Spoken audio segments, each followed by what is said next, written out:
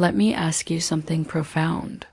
How far would you go to shield someone precious to you, even if it meant surrendering your own dreams? If tales of silent bravery and unexpected bonds resonate with you, remember to hit that like button and subscribe for more content like this. I once envisioned my wedding day as a bright summer dawn, golden rays filtering through ivory drapes, a field full of daisies, my mother's gentle voice as she secured the veil in my hair.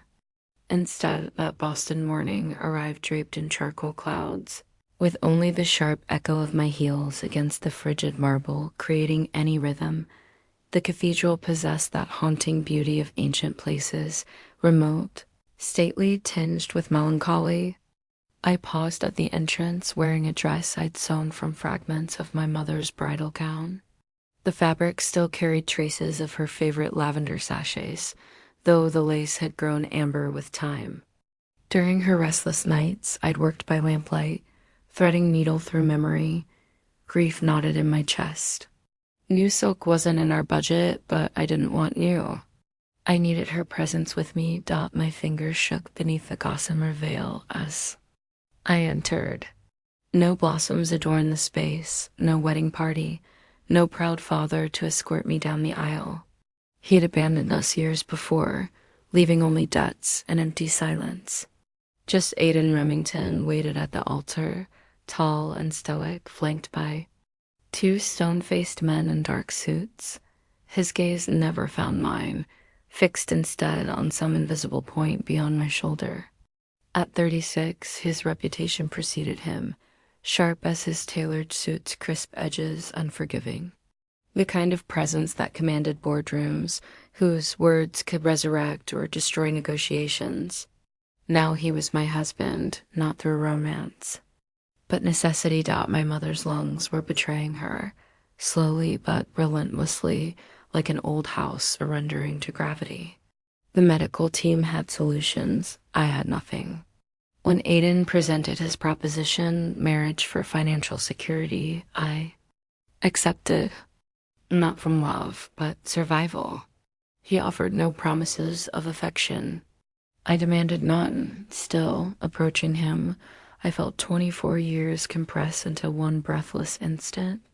My legs trembled in borrowed shoes, my heart whispering doubts I couldn't answer. I was lost, but I'd mastered the art of facing difficult moments in silence. Reaching his side, he didn't extend his hand. The minister's words bounced off stone walls, formal and distant. "Do you, Elena March, pick this man?" "I do," I whispered. When the question turned to him, he answered like a CEO finalizing a contract. "I do. No kiss sealed our union, only." Signatures, empty congratulations from the minister, and silence so complete I imagined dust settling on empty pews. As we turned to leave, a cold draft swept through the entrance, raising goosebumps along my arms. I shivered. Then, without warning, Aiden removed his charcoal overcoat and draped it across my shoulders. He avoided eye contact, said nothing, but the weight of that fabric, the scent of cedar and something smoky, made my throat constrict. His first touch, not skin to skin, but still a gesture I hadn't thought him capable of. We emerged into gray daylight. The car waited. Inside, I kept my focus on rain-streaked windows as the city blurred past.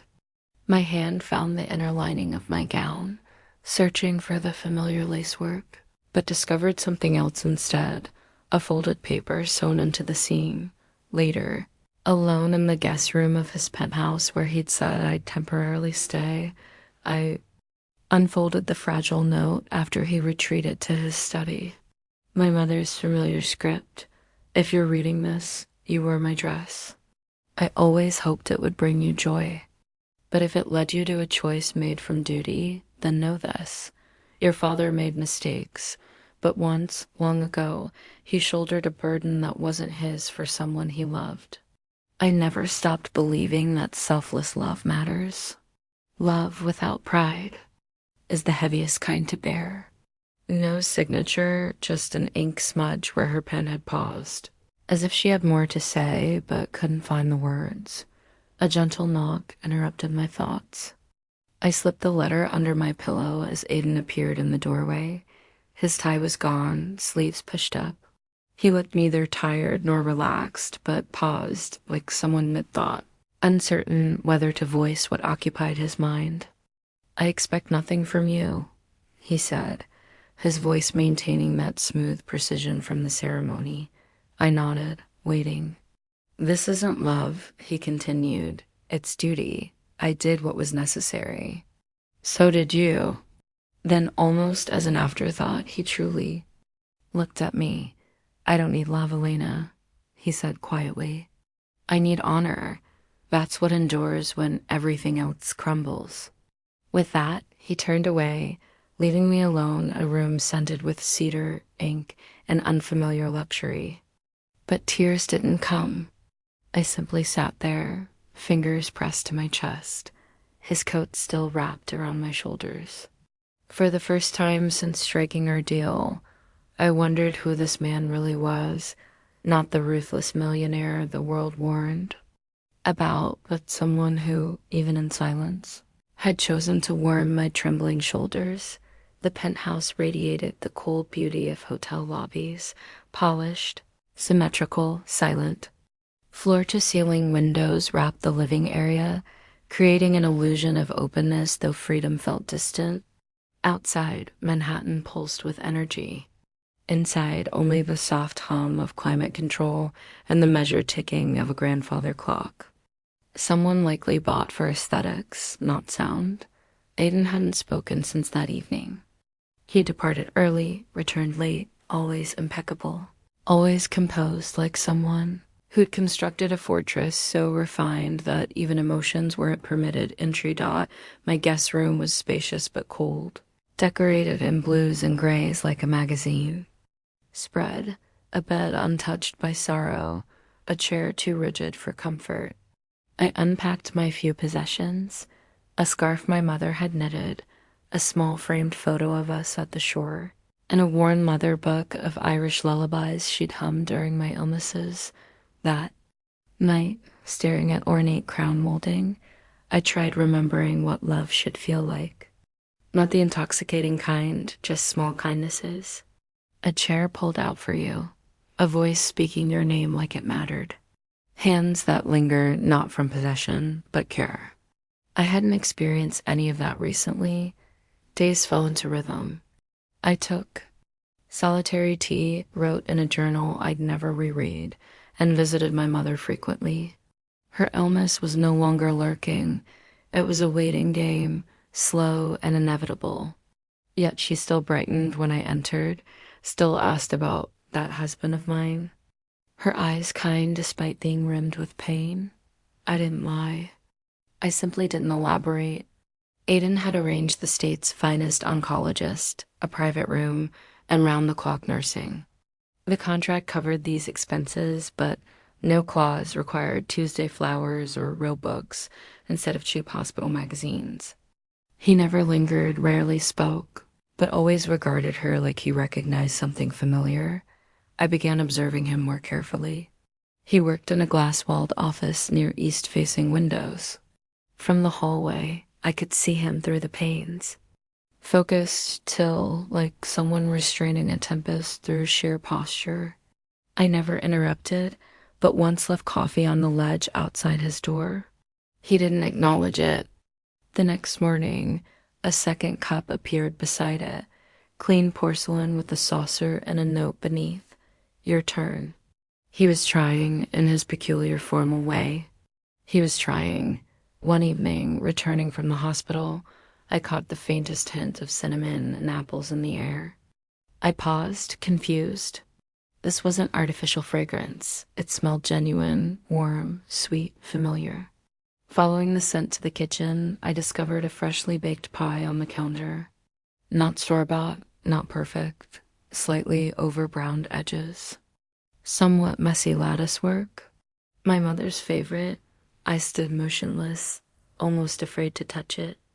Memory flooded back, my first attempt at age 10, using excessive cinnamon and insufficient sugar. She'd eaten every bite anyway, tears and laughter mingling. It had taken me hours to perfect that recipe. I'd never told anyone. I wasn't even. Sure, I remembered sharing that story, but I had with Aiden, briefly, on our wedding day drive when I thought he wasn't listening. Later, I asked the housekeeper about the pie.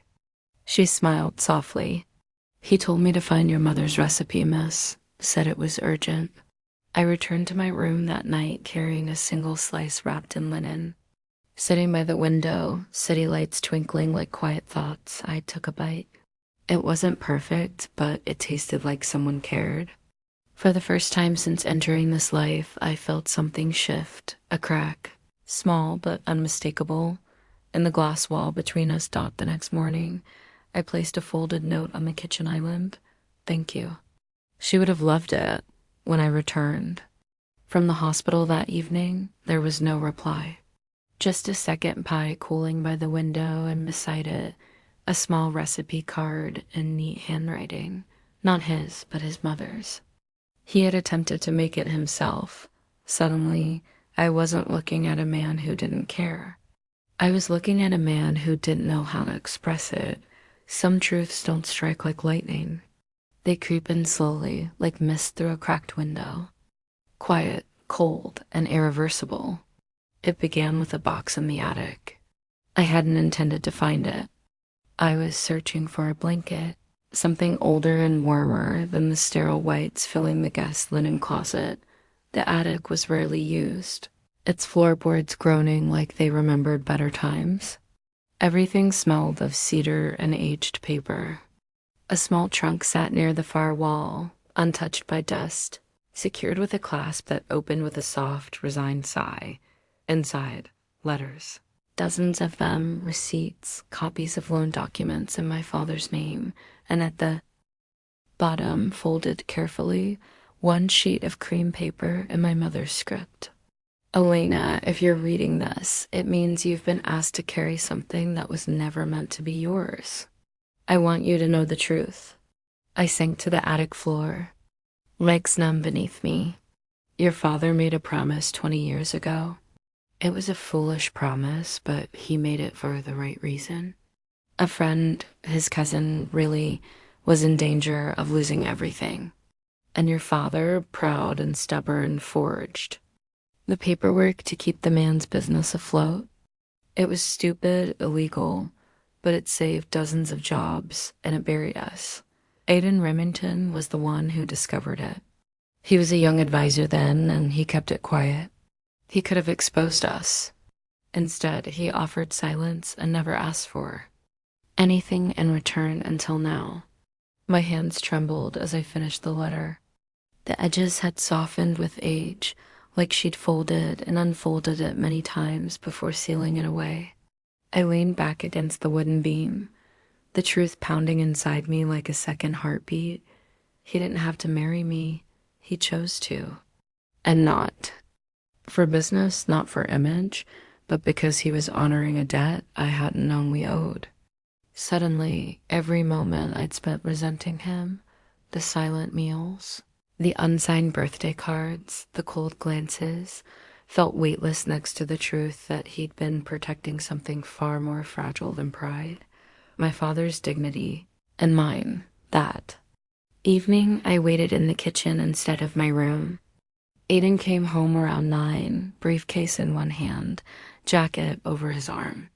He looked surprised to see me standing by the stove, the light soft, the pie he'd made still on the counter between us like some strange peace offering left untouched. You found it, he said before I spoke a word. My chest tightened.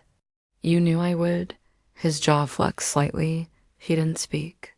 You could have told me, I said, quieter now. You should have. I didn't want your gratitude, he said, and I didn't want your anger. He glanced down at the marble counter as if searching for the right words hidden in the grain. What your father did was reckless, but it wasn't evil. I knew that, and I knew if you found out, you'd carry the guilt like he did. I stared at him, trying to reconcile this man. Cool, unreadable, with the boy who once held onto a secret that could have destroyed my family and instead protected it like something sacred. You didn't owe me anything, I said. Not then, not now. He finally looked at me. His eyes, usually distant, were steady, quiet, but not cold. I didn't do it for you, he said. At least not at first. I waited. He ran a hand through his hair, breaking that perfect stillness he always wore like armor. I did it because when I saw you the first time at that community fundraiser your mother used to organize, I saw someone who still believed people could be better. I'd already stopped believing that about myself. It hit me then, not as romance, but as recognition. This wasn't a love story. Not yet. This was two people who had spent years surviving the weight of other people's choices, now standing in the quiet space where those weights overlapped. I hated you, I admitted. He nodded. I expected that. But I don't anymore. A long silence passed between us. The kind that doesn't need to be filled, just shared. I stepped closer. Not enough to touch him, just enough to be seen. There's a difference between doing the right thing because you have to, I said, and doing it when no one's looking. He didn't respond right away. Then he said very softly, "That's the only kind I ever wanted to be." I believed him. He left the room without another word. But that night, as I slipped into bed, I found another note beneath my pillow. The same handwriting as the recipe card. You were never part of the price. I hope someday you'll let me be part of the piece. It wasn't signed, but it didn't have to be.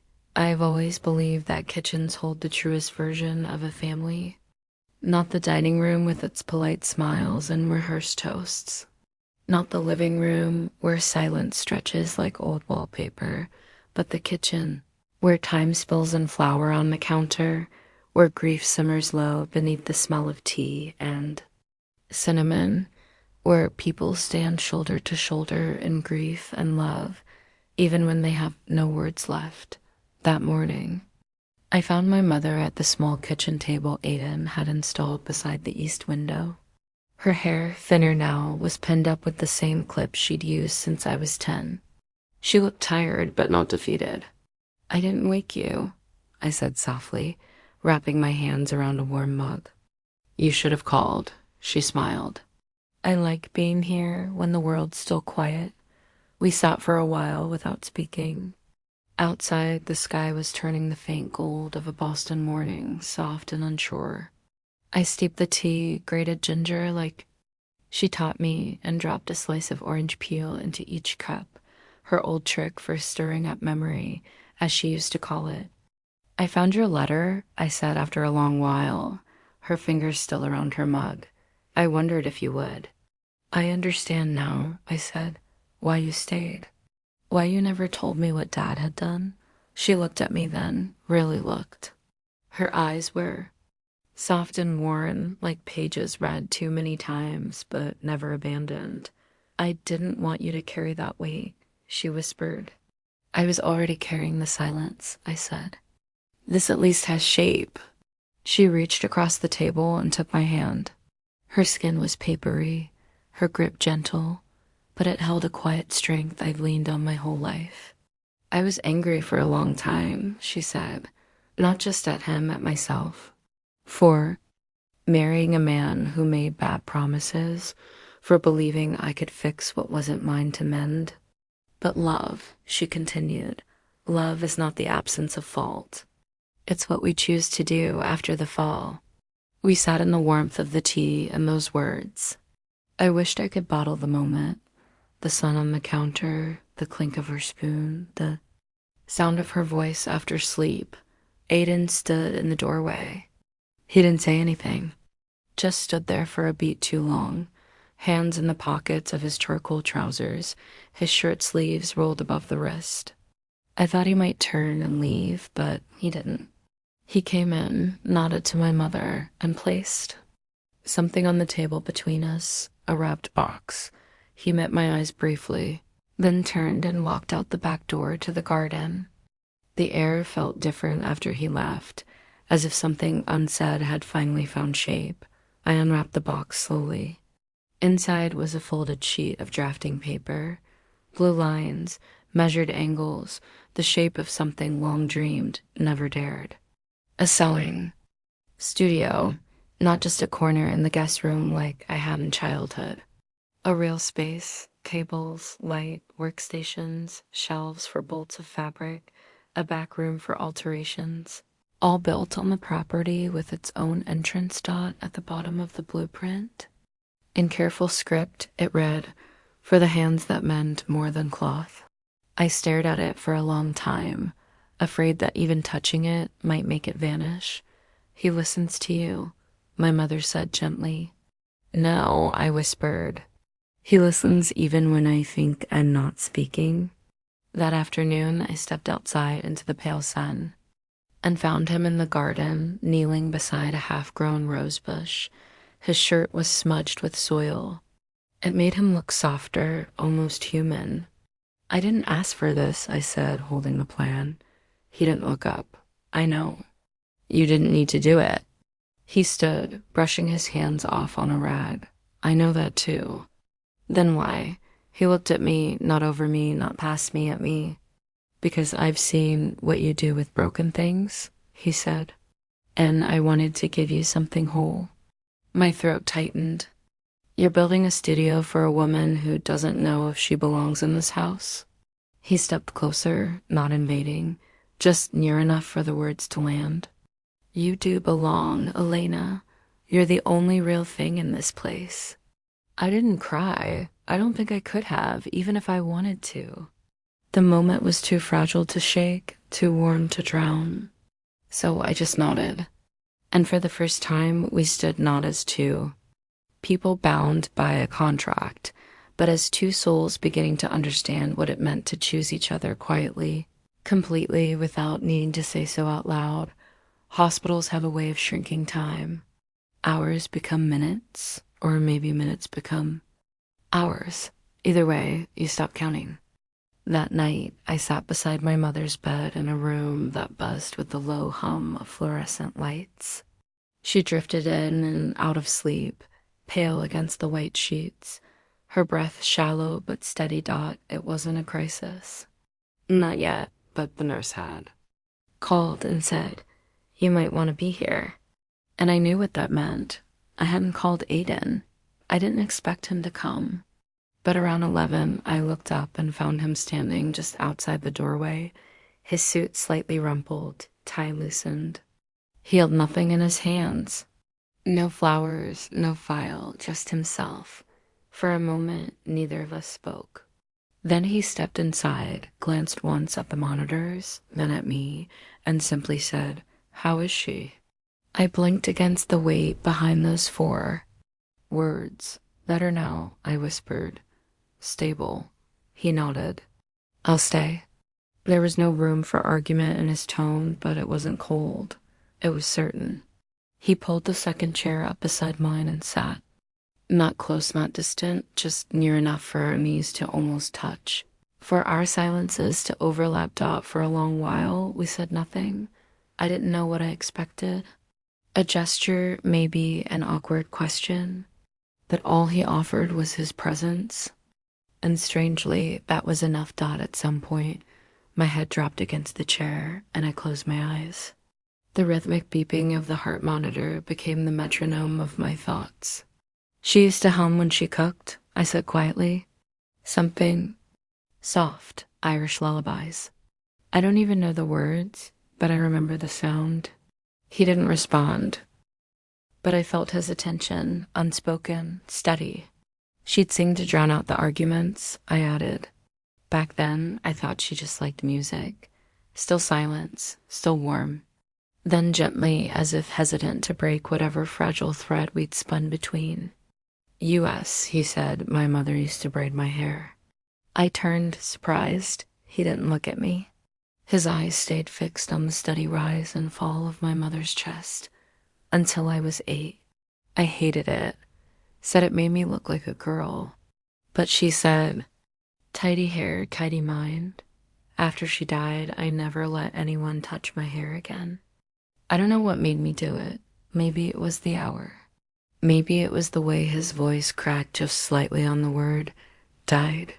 But I reached across the small space between us and placed my hand over his. Not romantic, not possessive, just real. His hand was warm, callous somehow. Like despite his wealth, he still carried the weight of everything he held. He didn't pull away. "I'm sorry," I said. "For what?" "For assuming you were a man without history." He turned then, just enough for our eyes to meet. His expression unreadable, but his voice when it came was soft. "You had every reason to." I shook my head. "You hide well." "That's not the same as being cold." We sat like that, hands linked, mother breathing quietly beside us, grief and comfort woven into the air like something sacred. "You don't have to stay," I said. "I know, but you're here." "I know that too." His thumb moved slightly, a slow, unconscious stroke across the back of my hand.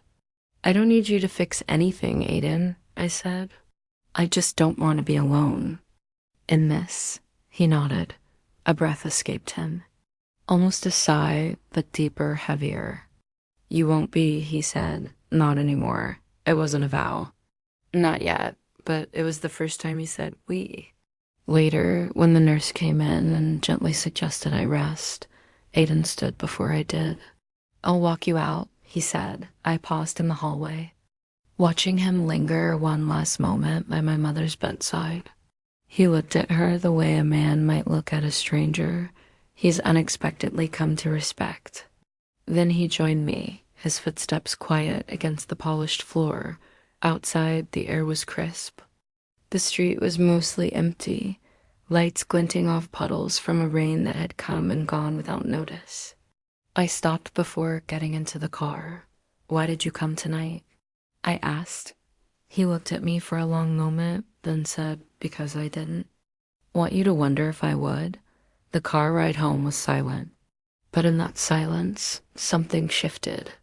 I didn't hold his hand again. I didn't need to. Because sometimes love starts not with a kiss or a confession, but with a man who shows up at midnight, says nothing, and stays until you no longer feel the weight of being alone. That night, I couldn't sleep. It wasn't worry exactly. My mother was stable. The hospital had called just after midnight to confirm her vitals had held steady. There was nothing to do but rest. Still, I lay awake in the half-light of the room Aiden had once called temporary. The ceiling was pale with the glow of street lamps from below, outside the city side. A cat passed. A horn echoed somewhere far off. Inside silence, not hollow, just waiting. I slipped out of bed, feet bare on cool hardwood, and padded toward the kitchen, craving tea or company. I wasn't sure which. The living room was dark except for the amber light glowing from the terrace. Someone was sitting out there. Aiden hadn't changed out of his work clothes. The sleeves of his white shirt were rolled up to the elbows, his tie loosened but not removed. He sat with his back slightly hunched, one hand holding a cup, the other resting on his knee. Not tense, not relaxed, just quiet. I watched him through the glass door.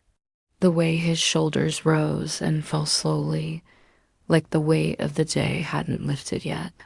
I opened the door without speaking. He didn't flinch. Didn't turn, just said softly, "Couldn't sleep." I shook my head, then realized he wasn't looking. "No," I answered. "Me neither." The wind brushed against my face, carrying the faint scent of cedar from the planters he'd arranged along the railing. I stepped closer, arms folded against the chill. "Do you mind?" I asked Dot. He gestured to the chair beside him. "It's your terrace." I sat, pulling my knees up slightly, the way I used to when I was a child, sitting on porch steps. We were just two silhouettes in the golden dark, a meter apart, surrounded by the hum of a sleeping city. "Do you always stay up like this?" I asked. "Only when I don't know what to do next." The honesty in his voice startled me. What don't you know? He glanced at me then, not sharply, just long enough to measure whether I could be trusted with the answer. I don't know how to be the kind of man who stays, he said. Not really. I let the silence absorb his words. He set his cup down. My father never stayed. My mother tried. She gave up when she realized he only came home to rest, not to belong. I turned toward him slightly. But you came tonight. I did. You stayed. I did. He looked at me again, this time longer. The lines around his eyes were soft, unguarded. I didn't expect this life, he said. Marriage, you, all of it. Neither did I, but here we are. I nodded. Here we are. The wind picked up, rustling the ivy on the far wall. I tucked a loose strand of hair behind my ear. Aiden reached into the basket beside his chair and pulled out a folded blanket, handing it to me without a word.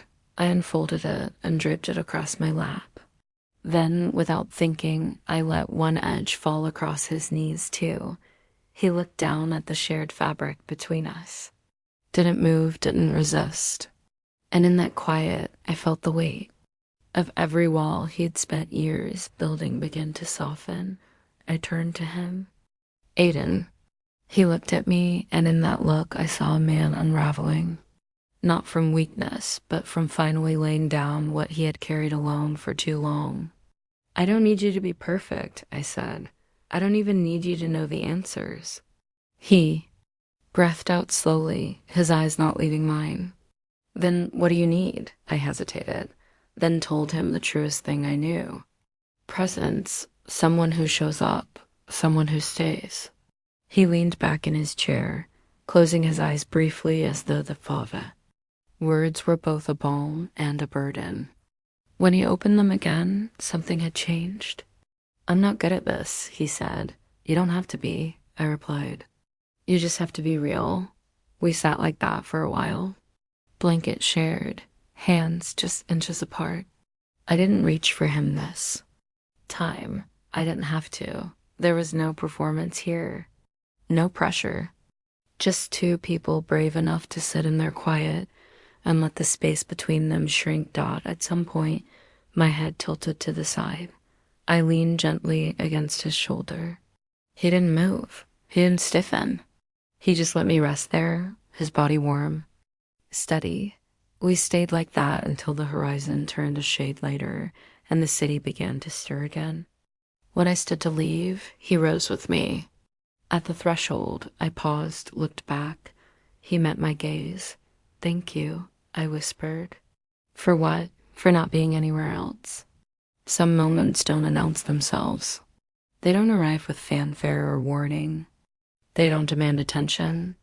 They just pass quietly, changing everything in their wake. This one came on a Thursday.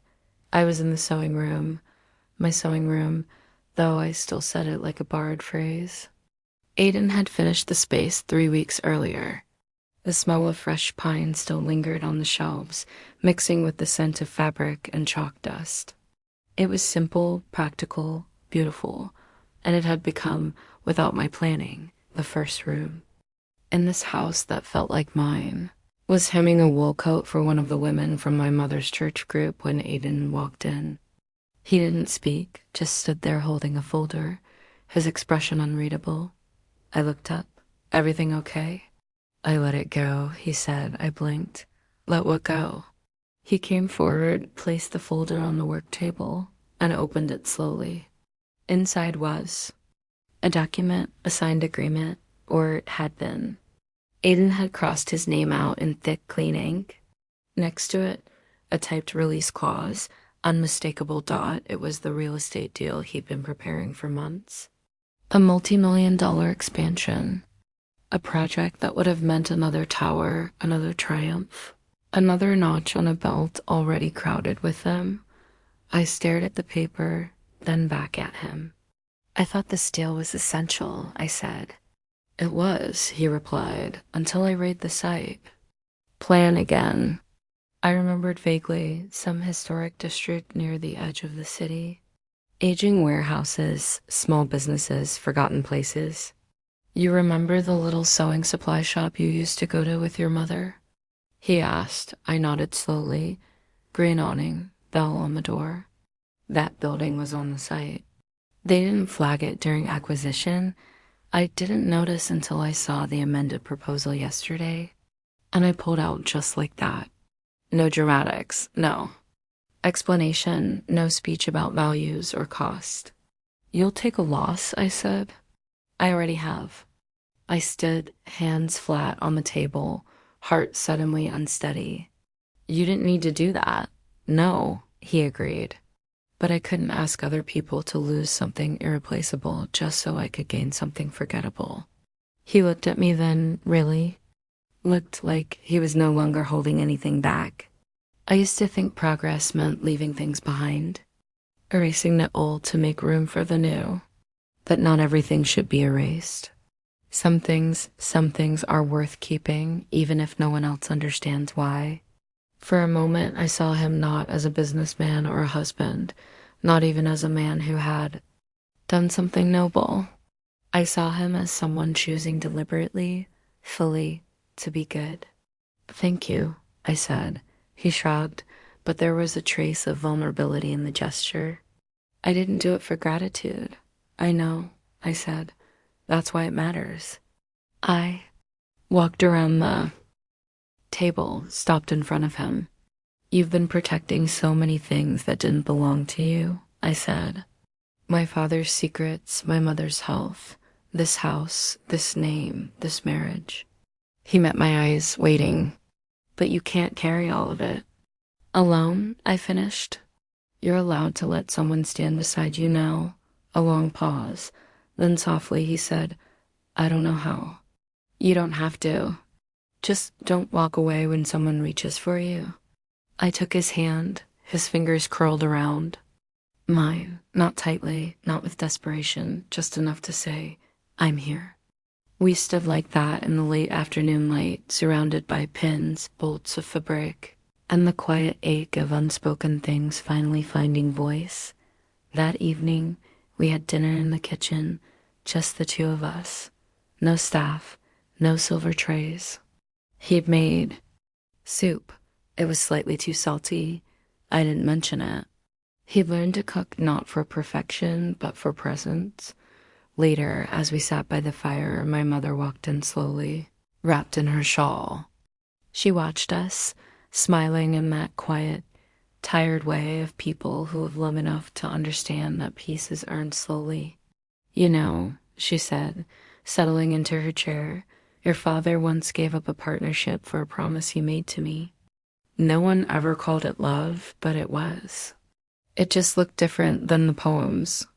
I looked at Aiden. He was already looking at me. Love, it seemed, didn't always arrive with grand gestures. Sometimes it looked like a man who let go of power just to preserve something sacred to someone else. Sometimes it looked like staying. A year has passed since the morning Aiden stood in my sewing room and told me he'd let it go. It was the beginning of everything, not in the way fairy tales tell it, not with music swelling or fireworks in the distance. No, ours began with stillness, with a man setting down the weight he thought made him powerful, and with me learning that love is not a rescue, it's a return. The world didn't change. Not much, but the light did dot this morning. I rose before the city stirred. I made coffee the way